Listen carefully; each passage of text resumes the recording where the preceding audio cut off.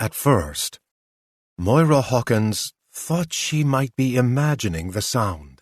It was so soft at first, like a sigh on the wind or a whisper through the trees.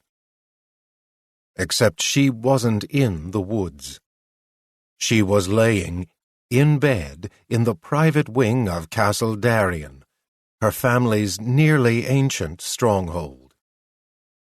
But the windows were open. That had to be it. The temperature was cool but pleasant, and she didn't need to use the heat or air conditioning systems, which was good, since they would never be great in such an old stone fortress. Moira had promised her grandmother she wouldn't let the castle, built at the end of the 13th century, go to ruin. She said she would try to do everything needed to bring it up to the standards so many others used to save the structure and turn it into a hotel. She was partway there. While she worked on getting the necessary loans and finding contractors to undertake such an epic restructuring, she hired a tour company to bring visitors through. There were even a few Haunted Ireland tours put on by historians who talked about some of the dire events of the Emerald Isle's bloody past. She figured anything around for over 800 years must have some nightmarish events to relay. And her ancestral home was in the Republic of Ireland, which had suffered a great deal of bloodshed to get where it was today.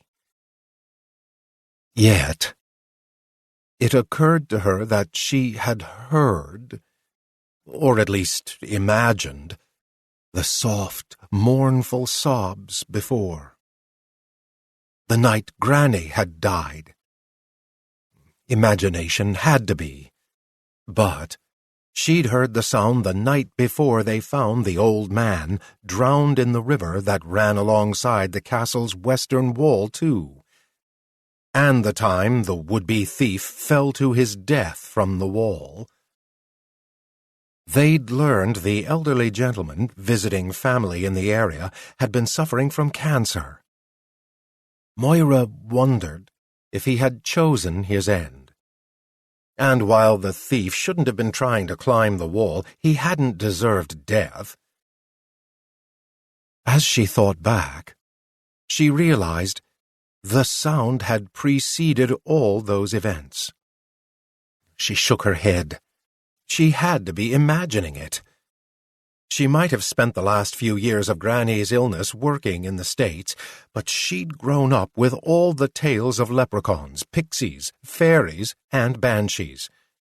Granny had been so good at telling them, holding her cousins and her spellbound as she wove her magical tales.